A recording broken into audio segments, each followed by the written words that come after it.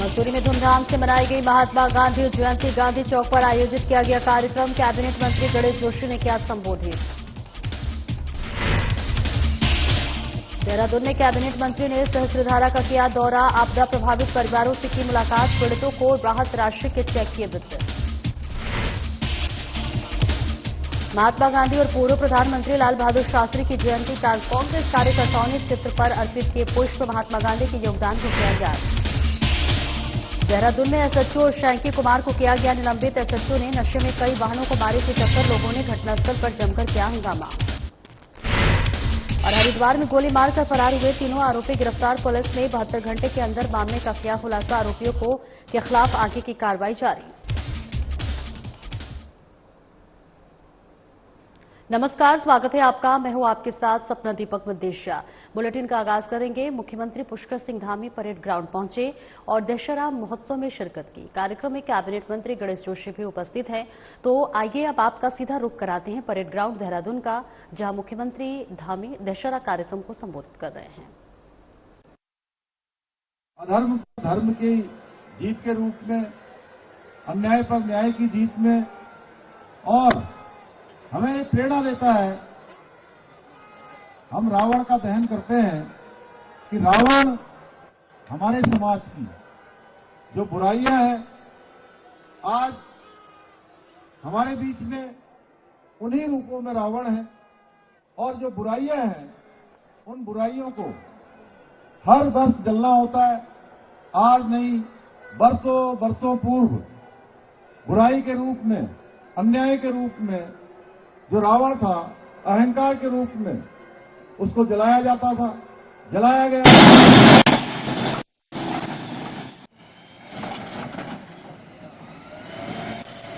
आज के शुभ अवसर पर हम सब लोगों को भी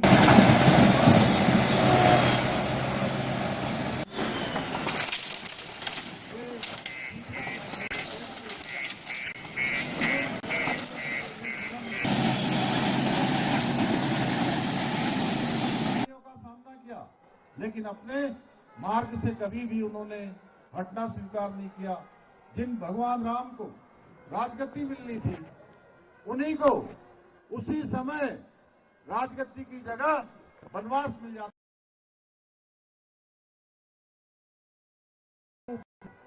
वन को गमन कर जाते हैं, वनवास को चले जाते हैं। एक भाई के रूप में उन्होंने अपने छोटे भाई भरत, जब उन्होंने अपनी खड़ाऊ रख के वो सिंहासन चलाया, किस प्रकार से उनका मार्गदर्शन किया।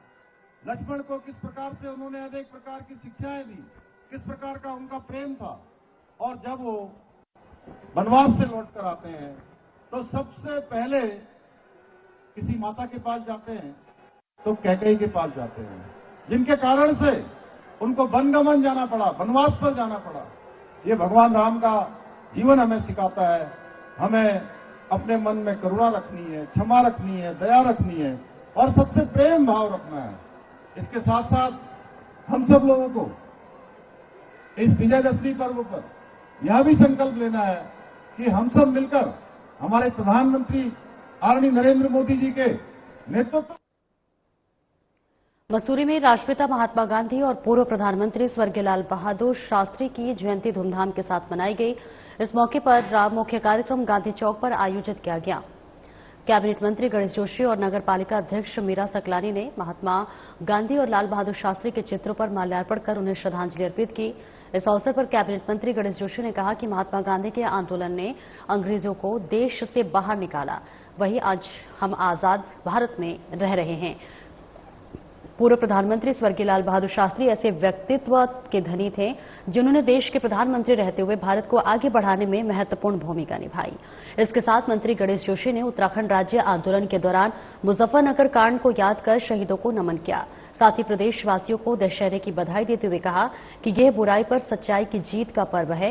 इस मौके पर उन्होंने राज्य आंदोलन के सक्रिय नायक रहे कलम सिंह के नाम पर भट्टा गांव और हुकुम सिंह पवार के नाम पर लंढौर में द्वार बनाने की भी घोषणा की। राष्ट्रपिता महात्मा गांधी जी की जयंती है, वहीं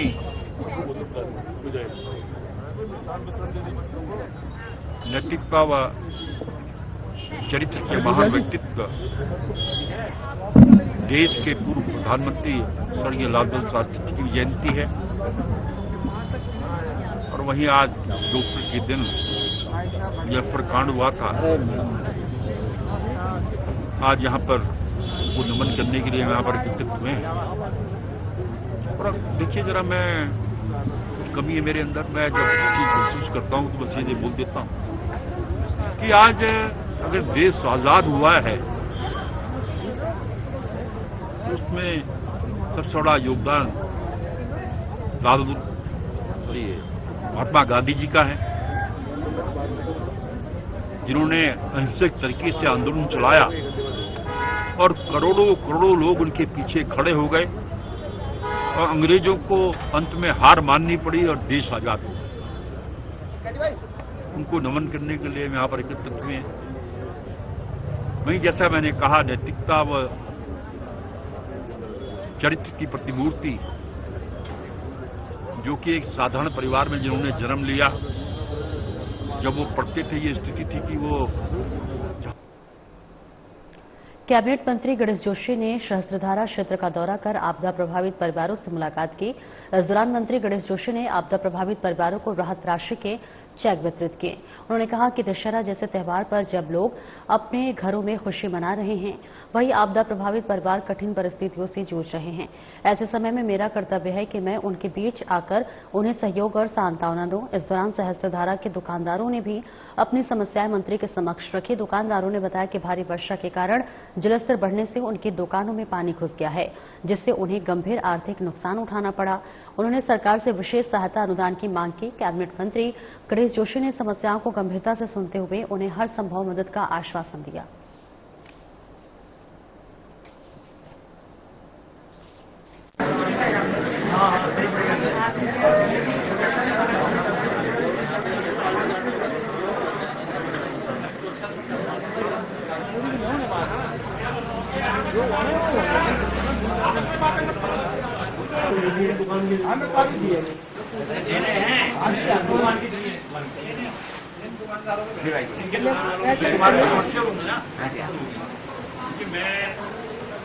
मैंने गरीबी आपसे जाने देखी, मैं इसलिए आपके दोस्त को समझता हूँ। कोई ऑफिस आएगा तो बताइए गरीबी क्या होती है। हम जो टपकता मकान भी नहीं किए, पेट भी सोए हैं, 10-20 बार को भी दे सकता हूँ, बात की मदद करेंगे। लेकिन थोड़ा सा आप ध्यान रखिएगा, मैं थोड़ा बिगाड़ देता हूँ कि वहां पे कितना पैसा उससे मिली है तो आपकी वजह से मिली है। अगर मैं आज गाड़ी में घूम रहा हूँ या मुझे आज बंगला मिला है तो आपकी वजह से मिला, आपकी वोट की वजह से मिला। तो इस क्षेत्र को तो मैं इतना लगाओगे आपसे नहीं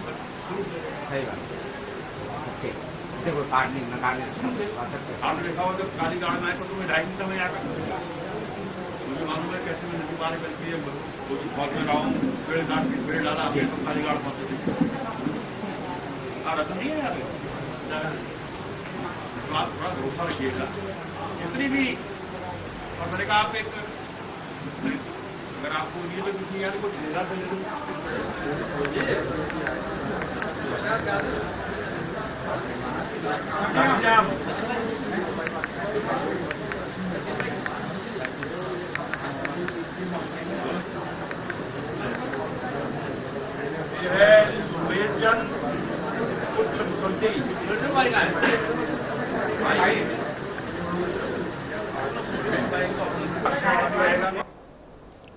और एक ब्रेक के लिए रुकेंगे, जल्द लौटते हैं।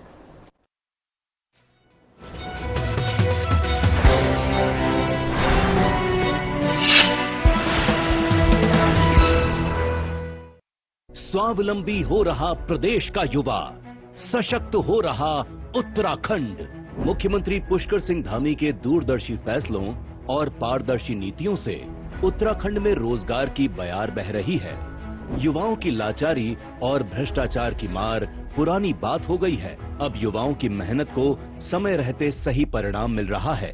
ऐतिहासिक नकल विरोधी कानून के लागू होने के बाद उत्तराखंड में प्रतियोगी परीक्षाओं में पारदर्शिता आई है। समयबद्ध ढंग से न सिर्फ विज्ञप्ति निकल रही हैं, बल्कि परीक्षा के बाद चयन भी हो रहा है।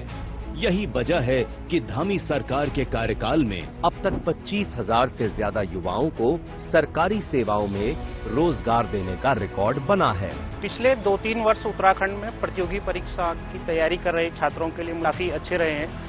उसका महत्वपूर्ण कारण ये है कि एक तो निरंतर रूप से परीक्षाएं आयोजित हो रही है, समयबद्ध रूप में परीक्षाओं के परिणाम भी आ रहे हैं और परीक्षाओं में सबसे महत्वपूर्ण विषय रहता है पारदर्शिता और शुचिता का, वो इंश्योर हुआ है।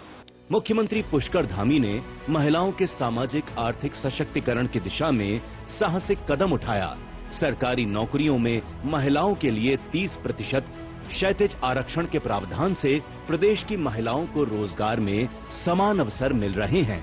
हमारी सरकार की कई सारी पहल में से एक जो क्रांतिकारी पहल रही है वो है 30% महिला आरक्षण बिल, जिसके माध्यम से न कि सिर्फ उत्तराखंड की महिलाओं को रोजगार में एक नए अवसर बल्कि उनकी जो भागीदारी है उसको भी हमने बढ़ते हुए रूप में देखा है। इसके लिए हम हमेशा ही उत्तराखंड सरकार के आभारी रहेंगे। कुशल युवाओं को रोजगार देने के लिए राज्य सरकार लगातार रोजगार मेले आयोजित कर रही है। इन सभी प्रयासों से सरकारी सिस्टम पर युवाओं का भरोसा मजबूत हुआ है। उम्मीदों को पंख लगा रही उत्तराखंड सरकार, युवाओं को मिल रहा रोजगार।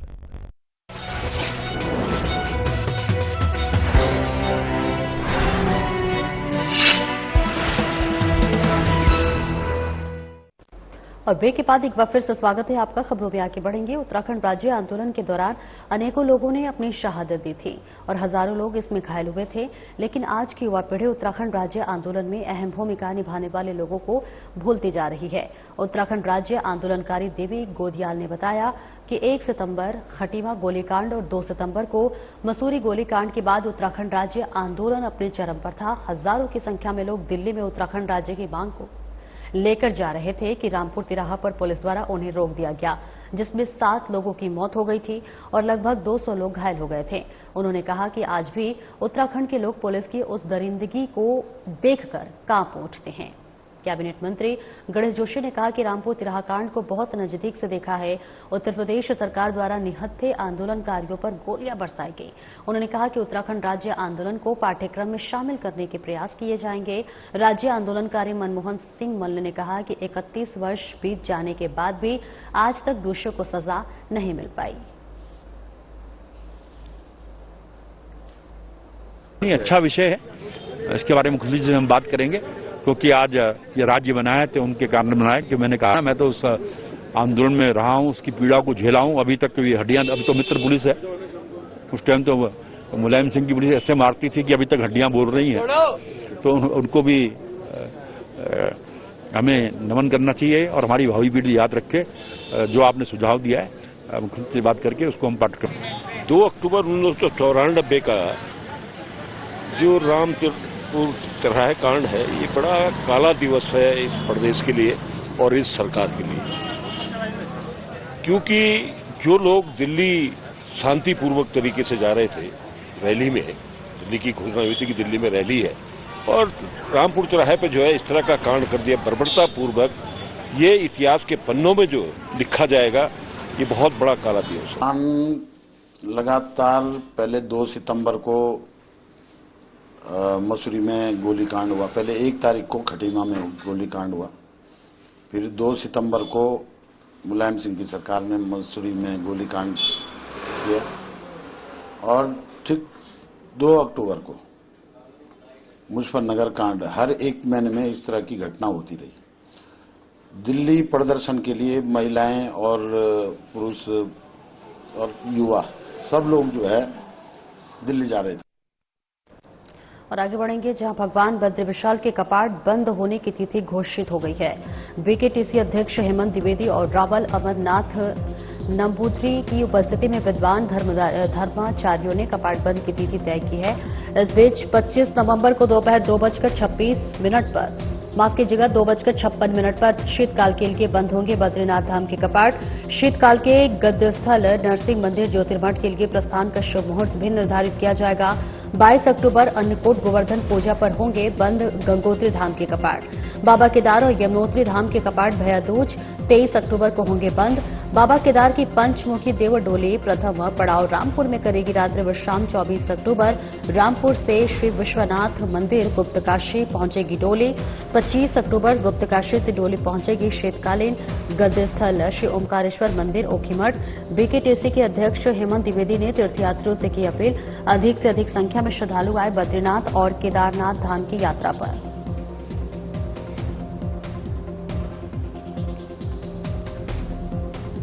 अनुमति हम चाहेंगे और यदि वह महाराज इस तिथि का अनुमोदन करते हैं तो ये तिथि निश्चित की जाएगी। श्री गुरुभ्यो नमः। भद्रं करोतु सततं बद्री विशाला। अभी भगवान का देव पूजा काल प्रारंभ होने वाला है। नवंबर 25 को भगवान बद्री विशाल जी का पूजा देवलोगों को समर्पण करने के लिए निश्चय किया, इसलिए 25 को देव पूजा काल प्रारंभ होगा। बोलो भगवान बद्री विशाल की कल्याण महादुकार्तयुगम स्वधर्मम प्रख्यापयन्न वैदे सुरराविकेषु आद्यन्तमद्गतगतम त्रिवष्टचक्रम। देखिए, आज विजयदशमी के इस पावन पर्व पर जैसा कि आप सब लोगों को विदित है कि विजयदशमी के इस पावन पर्व पर जो है कि भगवान बद्रीनाथ जी के कपाट बंद होने की तिथि यहाँ पर तय की जाती है, जो कि हमारी यहाँ की परंपराएं हैं और लंबे समय से जो है कि ये जो हमारी परंपराएं हैं उनको निर्वहन करते हुए आज यहाँ पर जो सभा मंडप में जो है कि कार्यक्रम आयोजित किया, जिसमें पूज्य रावल जी, हमारे धर्माधिकारी और सभी यहाँ के जो हमारे तीर्थ पुरोहित हैं, जो स्टेक होल्डर हैं, सभी हमारे तीर्थ पुरोहित समाज, सभी हमारे डिमरी समाज, सभी हमारे थोक, जो तीनों थोक हैं, जो भी विद्युत जन, सारे विद्युत जनों की उपस्थिति में पंचांग को देखकर जो है कि तिथि तय की गई है, जिसमें कि वो तिथि निकली है 25 नवंबर को दोपहर 2:56 पर जो है भगवान बद्रीनाथ जी के कपाट बंद होंगे और भगवान केदारनाथ जी के जो कपाट बंद होने हैं वो 23 अक्टूबर को जो है कि भगवान केदारनाथ जी के कपाट बंद होंगे और 18 नवंबर को जो है कि भगवान मदमेश्वर जी के कपाट बंद होने हैं और 6 नवंबर को भगवान तुंगनाथ जी के कपाट बंद होने हैं। और बद्रीनाथ जी का जो कपाट बंद होने की तिथि में लगभग अभी 1 माह का समय, जैसे कि आप सब लोग विदित हैं कि काफी इस बार मानसून में बहुत सारे अधिक बारिश होने के कारण भूस्खलन रहा, जगह जगह लैंडस्लाइड हुए, क्लाउड ब्लस्ट हुए, उनके कारण जो है कि यात्रा काफी बाधित हुई। लेकिन इस समय पूरी तरह से जो है कि हमारी सरकार, शासन प्रशासन, राज्य आपदा प्रबंधन, सभी लोगों ने जो है कि रोडों को ठीक प्रकार से, सारी सड़कों का जो है कि ठीक। और एक ब्रेक के लिए रुकेंगे, जल्द लौटते हैं।